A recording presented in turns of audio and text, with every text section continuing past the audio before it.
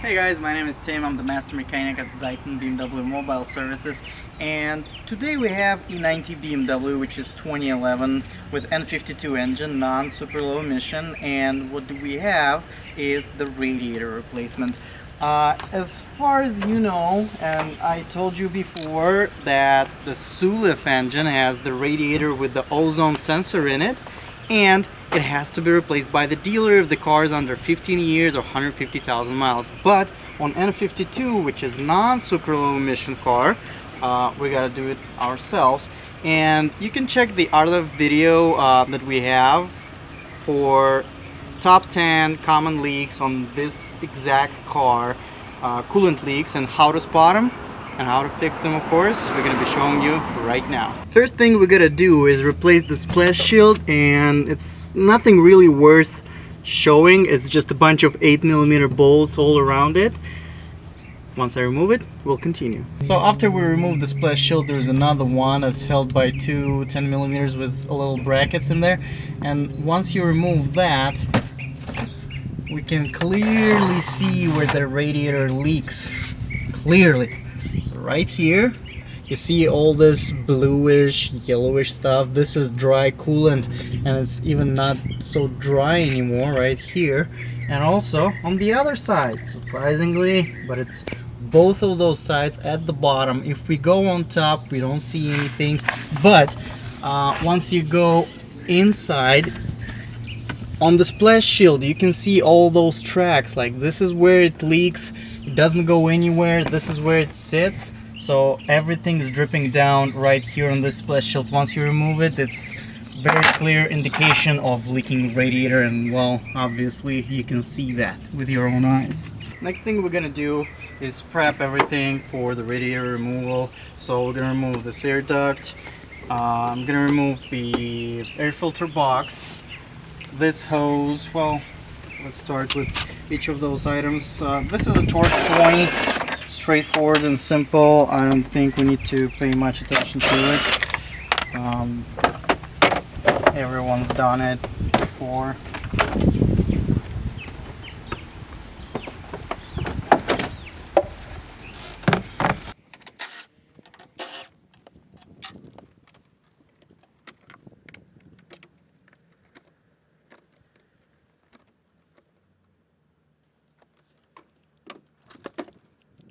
So be very careful with this hose and the upper radiator hose for simple reasons. This one breaks real easily, especially this plastic part right here. This tube, you bend it the wrong way, it breaks.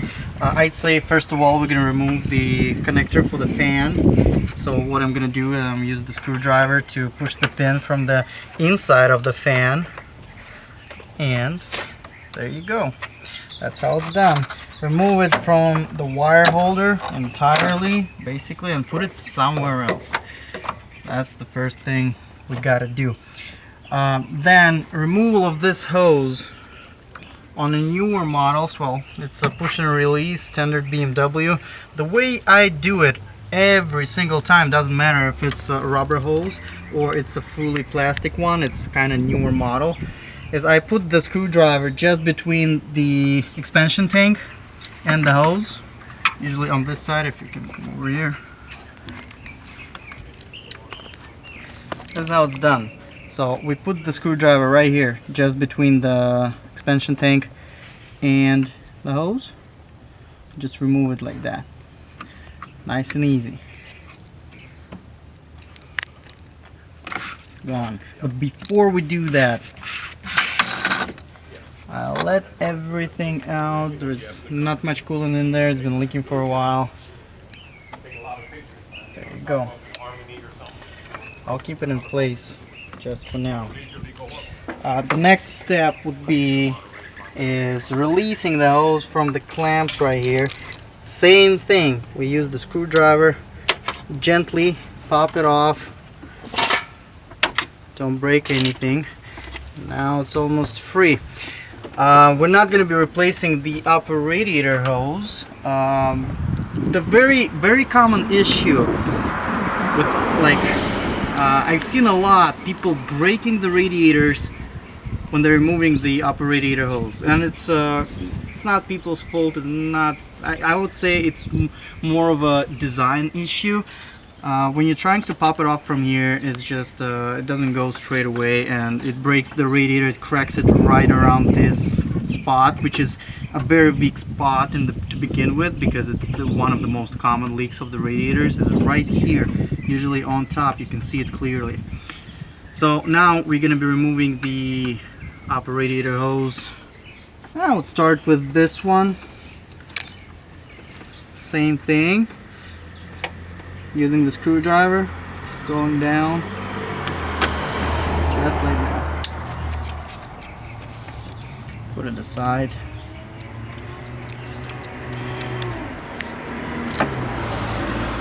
Now, from the oil filter housing is pretty straightforward. Once again, it's metal, and it's pretty easy to remove. This one. Got it. And this one, this is where everything is not right in here. But we're not going to be removing it from for now. I'll just move that hose out of the way as easy as I can. And we're going to remove the fan first.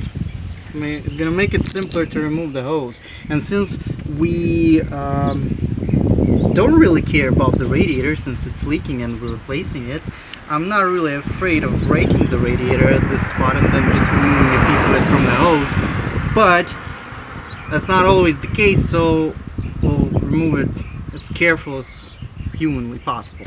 In order to remove the fan, we have the radiator fan is held by one Torx 25 volt, and then the one at the bottom, that's typically, well, basically the reason why we have to raise the car is on ramps, to remove this bottom bolt that is a transmission oil cooler bolted on to the radiator fan. So this, the first Torx 25, we got this one out. It's not tight. There you go. Then the other one is at the bottom. So the next bolt is right here, holding the transmission oil cooler, Torx 25. Once it's gone, we're almost ready to remove the radiator fan. So the bolts are out, Torx 25, and the last thing we have is this little tab that's holding the radiator fan in place. All you gotta do is just pry it like this out and lift the radiator fan upwards, straight up. So just look. There you go. And now we can proceed with the removal of the radiator fan. Just be careful with the hose. It's not the easiest task not to break it, since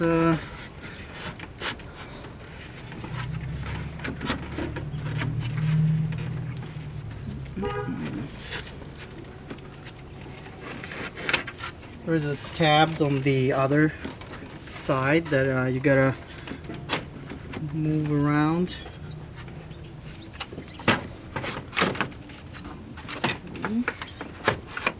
There you go. And that's how it's done. What you gotta do to remove it fully, there's this tab. It hits the lower radiator hose, well actually where the lower radiator hose connects. So you gotta move it kind of outside and lift it up. So now I'm gonna drain the coolant, and I'm gonna do it by disconnecting this small hose right here at the very bottom passenger side corner of the radiator, and then lower radiator hose. So we're gonna drain most of the coolant and we'll be ready to remove the radiator almost. It's the same connector basically, but I think I'm just I'm gonna go down to remove it. Yeah.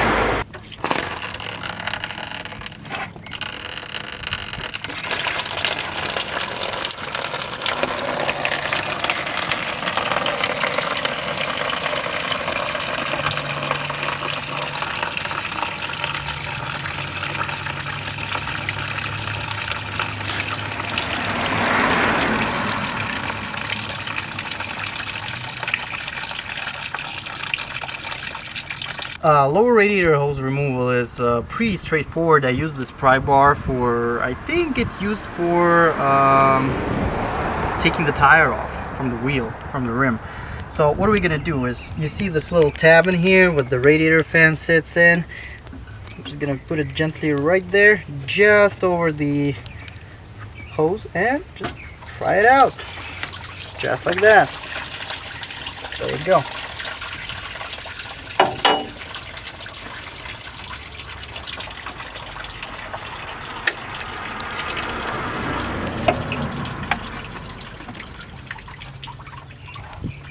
Got it all. Next thing we're gonna do now is the hard part, basically. I gotta show you how to remove this hose without breaking it, without breaking the radiator. So, well, first of all, BMW quick connector, we just remove it entirely, take it off. Then you're gonna need the WD-40 or any lubricant you have just to spray it all over. And removal of the radiator fan helps a lot because it gives us room to do such thing. So the most common issue with this particular hose, it's people just go straight up and the hose bends and it breaks the radiator. It's just too much force applied in one spot, and that's not how it's done. All you gotta do is gently move it side to side, twist it a little bit, just like that, and then it exposes us to these little grooves on the radiator. Those little grooves give us ability to put a little bit more pressure on the hose from all the sides. Front, it's usually twisted this way.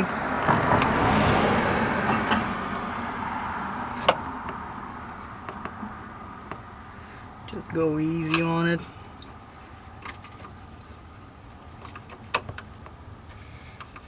It's not the job that needs to be rushed. Twisting and turning it gently, it's basically the key. So it's coming off, and there we go. But I gotta admit to you, that was easy. It should be harder. To be honest, that was pretty easy, and we are lucky that happened this way, because it usually takes a good, like for me, good 5 minutes to take this off, just sitting on this spot, just prying it out nice and slow. But since we're lucky, the next step would be the final step that connects the radiator to the car, is removing this hose. We're gonna remove it from the transmission oil cooler, so you might not see it, but it's the same bracket in there. So I'm just gonna pull the bracket. I don't see it. I'm just trying to go on memory here. Better not do that, I'll go down. Yeah, from the bottom you can see it clearly. Just pull the tab.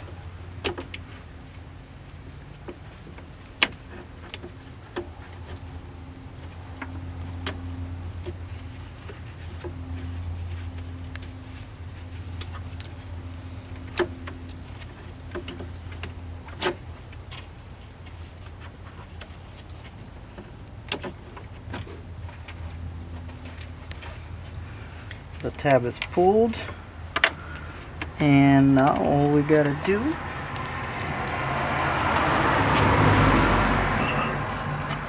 I'm just gonna pry it out using the screwdriver between the cooler and the hose.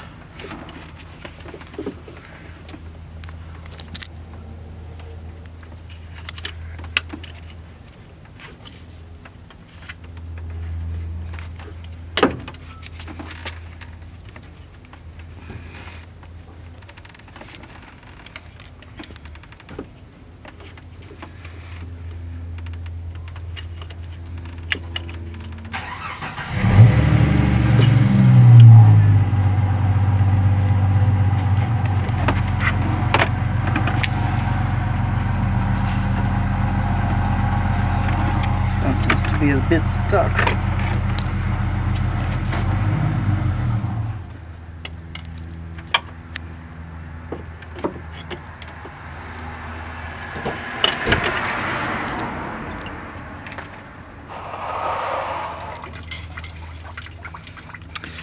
Alright, this is off. I can take this out of the way. And now the last thing that holds the radiator in place, it's two Torx 25 bolts. One right here. It's real easy to see. It's right here. And the other one straight on the other side is right here. This is where it's at. Two Torx 25s, and that's it. Nothing else holds the radiator.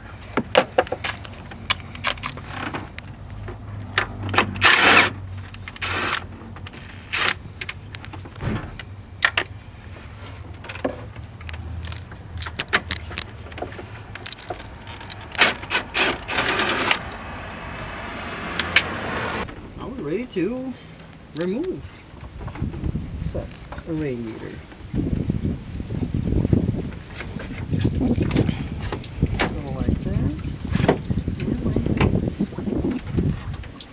Some stuff will be on the way.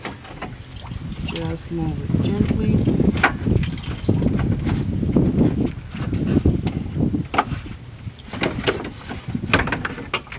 There we go.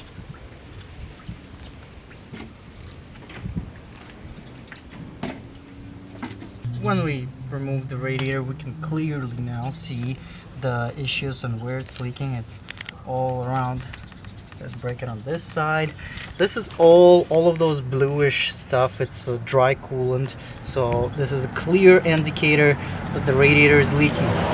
Nothing else can be like that. So over here, there, and next thing, one thing we're gonna transfer. It's this hose, and you might want to replace the O-ring, but in my practice, I have never seen those go bad. Honestly, maybe once or twice, and I had to replace the O-ring. Also, before you transfer the radiator, don't forget those little things. I'll show you how to remove them. Well, so here's the new radiator, the box of it. The one I always prefer is Molly Bear, which is basically OEM part. So here's the part number if you want. We're gonna spend a little bit of time on here, so you can order one you like, but also I will post the link in the description for this exact unit, for this exact car, so you can guys buy it from us and make us some money. I would recommend this one, or the other one I would choose if this one is not available would be Nissan. But the problem with Nissans, they come they come universal for automatic and manual, and there's a difference between automatic and manual with the plugs. So there you'll have to install the plugs, and there are sometimes issues with those plugs. But if you have a male Bear available, just always pick one. This one, that's the best. I always pick this one. Nothing else is available. It's the next best thing is Nissan. No other cheap stuff like unbranded ones, like they don't last. Just trust me on this one, they don't. This one is a good product right here.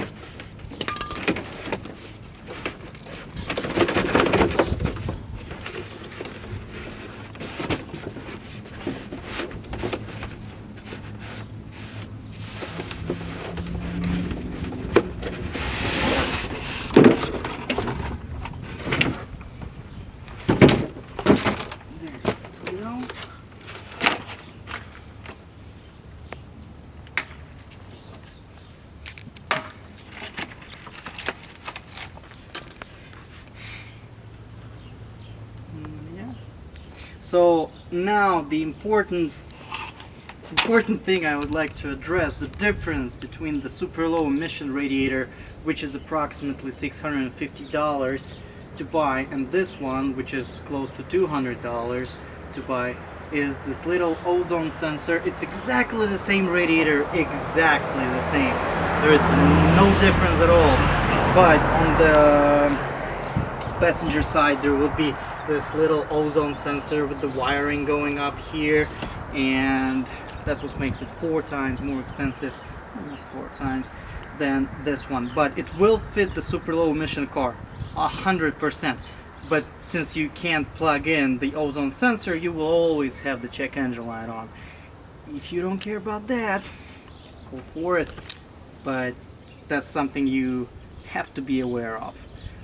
Now we're just gonna transfer this hose. It's a Torx 25.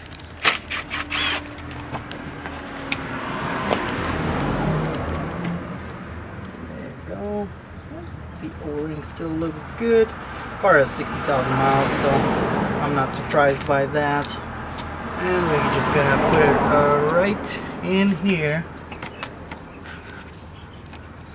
Remember, this new radiator doesn't have threads, so this bolt will have to make a new one.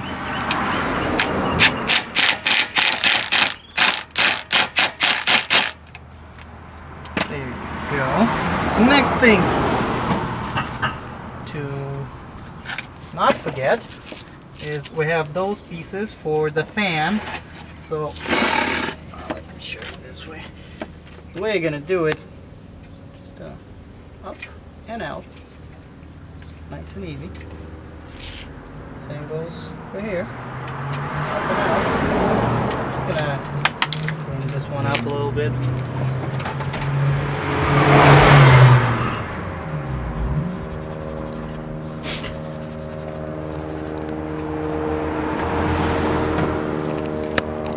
And install it to the radiator in the same manner. There you go. And this one. Easy to forget, just don't. And now we're ready to install the radiator back in place.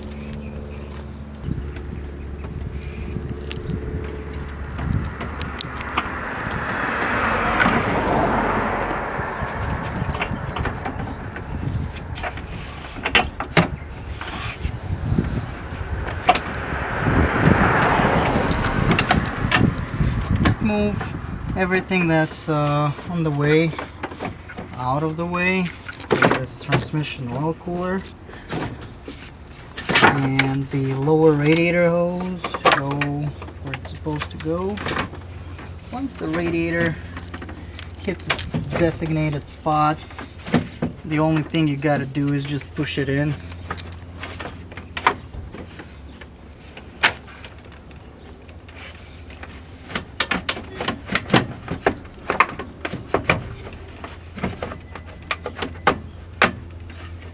There you go.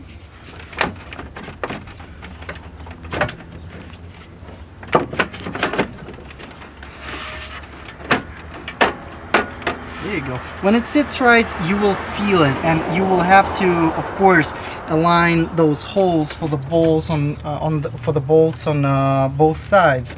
So when it sits right, it's firm, it's not loose, it's not going anywhere, it's not wobbly or anything like that. So now install the bolts.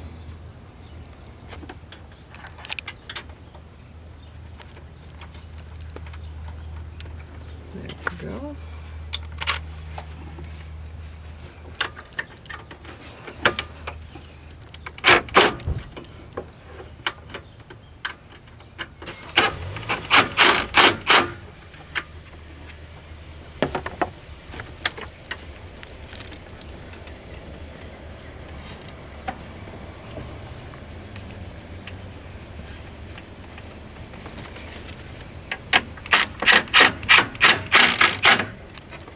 Right in.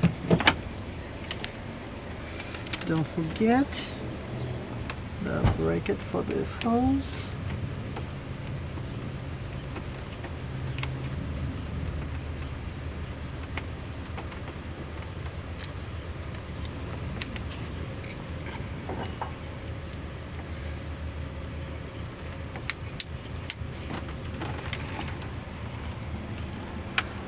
And we can connect it to the transmission oil cooler right away.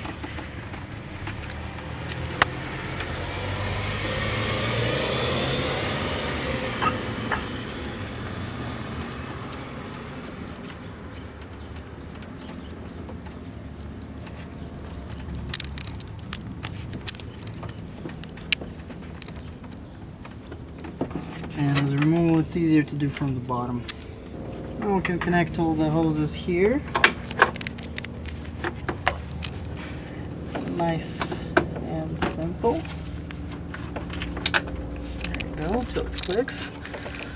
And let's install back the upper radiator hose. That's gonna be the last thing I'm gonna install with this spot. Now we're gonna install the fan.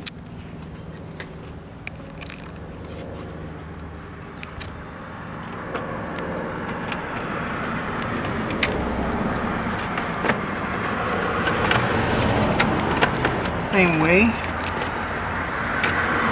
just gotta move the transmission oil cooler out of the way, and then everything falls into place. There you go. Once again, the hole in the radiator and the fan should align, so we'll put the screw right in here.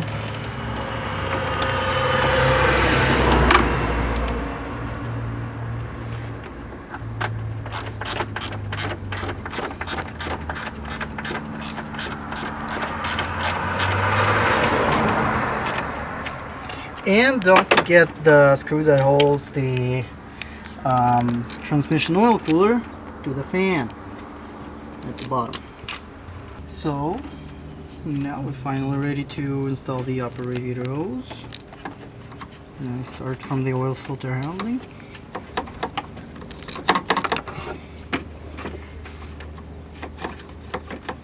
You know what? Make it easier. Just a tiny bit of WD-40. Never ruined any cooling system, but made this process much simpler. There we go. Don't forget this one. There we go. Then there is wiring. Of course. Put it where it's supposed to be.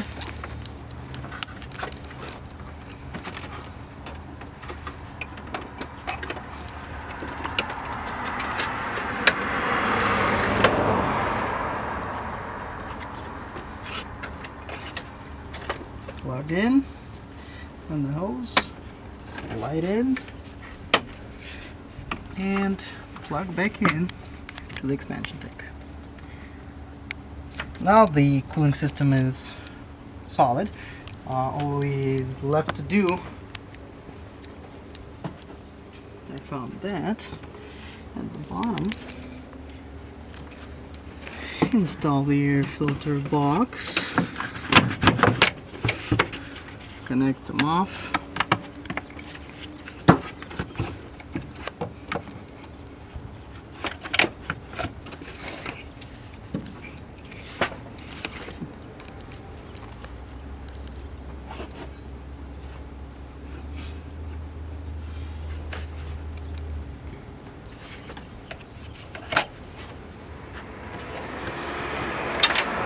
Go to 10 millimeters.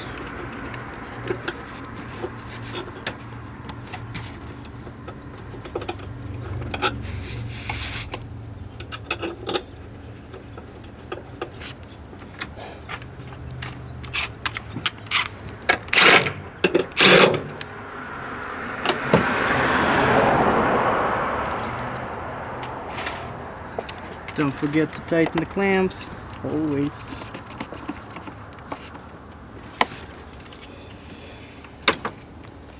And technically we're done. So what are we gonna do now? I'm gonna fill up the system,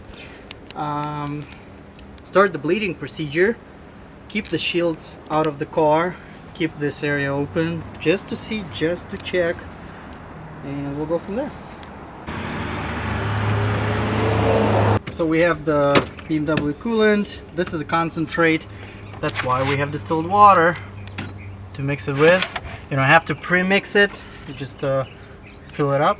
Both of them here. They will mix gracefully within the system. Nothing needs to be done. You can buy the 50-50 pre-mixed, like there is a Zerex, a good coolant, and other compatible with BMW, like this one. It's not mandatory. Don't even think about it that it is.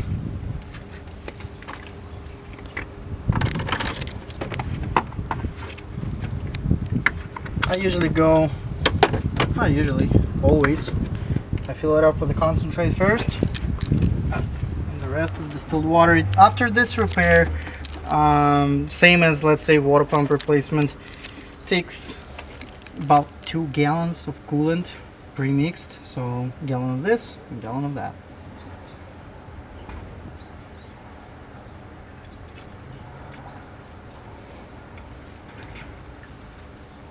Open up the ventilation screw, so there is a way of getting out.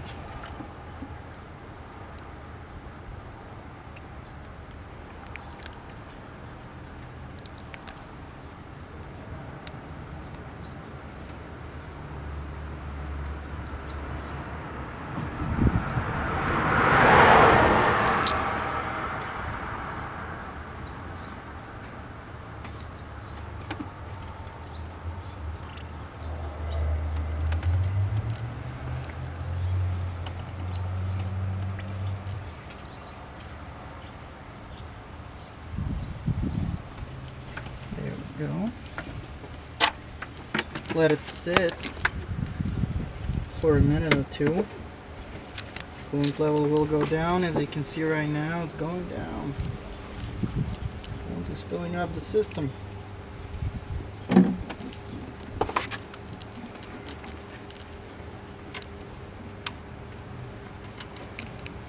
By the way, while we are waiting, check out those waterproof gloves. Those are specifically for working on cooling system, and guess where I got them?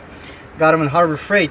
Not the sponsor though yet. I hope maybe one day they will be, but check those out. Those are a couple bucks, and they're truly waterproof. As you can see,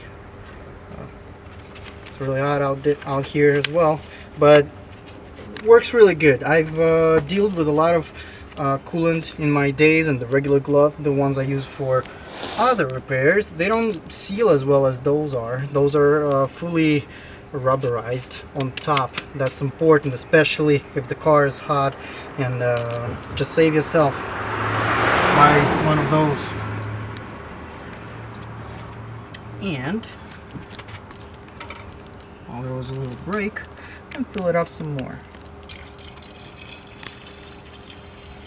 The second time we fill it up,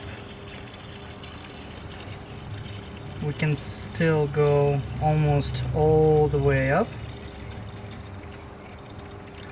I think that would be enough. Just wait for a bit, see if it goes down or not, and it slowly does, so.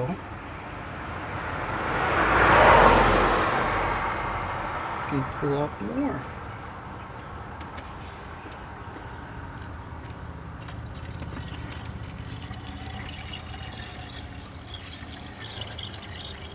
I'll go all the way to the top.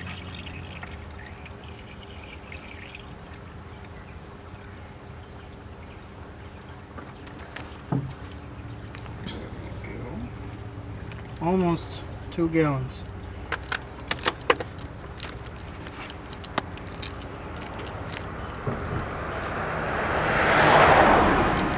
Yep, and it's in. Well, once it stops going down, that means almost everything is filled up. So we close the bleeding screw now, and we will activate the bleeding procedure. So all we gotta do to do the bleeding procedure is put the key, push the start, don't start the car.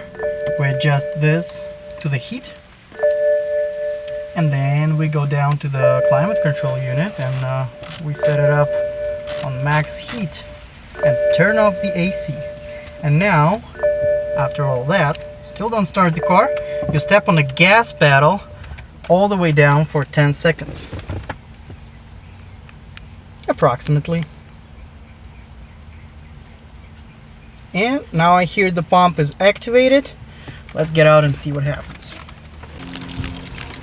So now what you're seeing is a solid stream of coolant. That's the pump working and bleeding the system. It's going to be on and off. That is normal. That is the way it's supposed to be.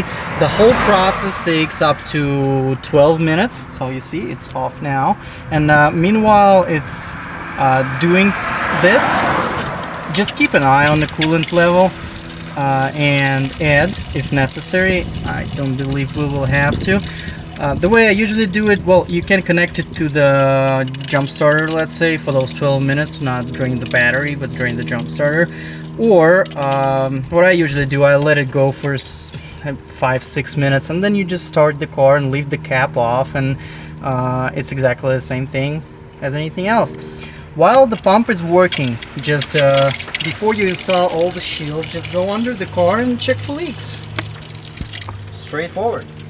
So this is it, guys. This is how you replace the radiator on E90 328.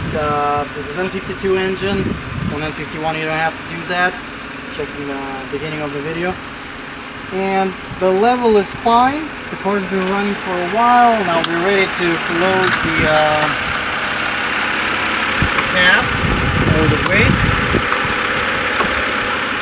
And basically, this is it. There are no leaks. Everything's cool. So thank you guys for watching. Please like the video. Not many of you do. Well, of course subscribe, but not many of you do either. 95% of watchers are not subscribed. It really helps out the channel. So thank you guys for watching again. Don't break your cars. See you later.